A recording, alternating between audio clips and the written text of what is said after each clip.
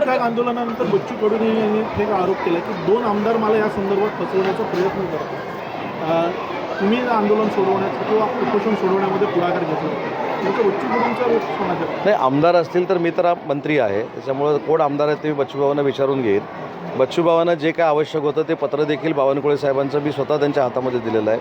त्यांचं देखील भाषण तुम्ही ऐकलेलं आहे, माझं देखील भाषण ऐकलेलं आहे. त्याच्यामुळे ते 2 आमदार कोण आहेत ही माहिती मी बच्चूभावांकडनं नक्की घेईन. म्हणजे महसूल मंत्र्यांनी सुद्धा बच्चू कडूंचे आंदोलन मागे घेतलं, अशी काय जादू झाली की बच्चू कडूंचे याच्यामध्ये जादू नाही, याच्यामध्ये संवाद आणि संपर्क महत्त्वाचा आहे. जो संपर्क माननीय मुख्यमंत्र्यांनी देखील केला होता आणि मुख्यमंत्री आणि विशेषतः उपमुख्यमंत्री एकनाथ शिंदेसाहेबांनी मला तिथं जायला सांगितलेलं होतं. माझी एकनाथ शिंदेसाहेबांबरोबर सविस्तर चर्चा झालेली होती. शिंदेसाहेबांची बच्चूभाऊंशी झालेली होती. देवेंद्रजी देखील बच्चूभाऊंशी बोललेले होते. बावनकुळे साहेब जे आहेत अमरावतीचे पालकमंत्री ते देखील तिथं ठाण मांडून बसलेले होते. आम्ही सगळ्यांनी सांघिकपणानं निर्णय घेऊन ते आंदोलन मागे घ्यायला लावलेलं आहे. जलसंधारण खात्यातील भरत गोगावलेंच्या संदर्भात एक राष्ट्रवादी आता थेट मैदानात उतरलेली पाहायला मिळते आणि भरत गोगावलेंचे सगळे घोटाळे बाहेर काढणार असं राष्ट्रवादीचं म्हणणं आहे. खरं तर युतीमध्ये हा अशा पद्धतीचा आरोप प्रत्यारोप होणार नाही.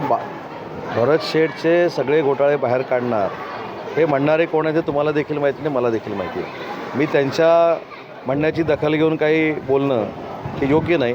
परंतु भरत शेठ गोगावले हा शेतकऱ्यांचा नेता आहे, सर्वसामान्य कुटुंबातनं मोठा झालेला एक व्यक्तिमत्व आहे.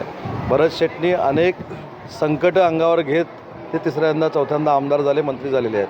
त्याच्यामुळे त्यांची बदनामी करण्याचा कोणी जरी प्रयत्न केला तर त्याच्यामध्ये त्यांना काही फरक पडणार नाही. पण महायुतीतल्या घटक पक्षांनी देखील म्हणजे आमच्या लोकांनी देखील समजून घेतलं पाहिजे आणि राष्ट्रवादी काँग्रेस पक्षाच्या लोकांनी देखील समजून घेतलं पाहिजे की आपली महायुती आहे आणि महायुतीला साजेसं असं काम झालं पाहिजे.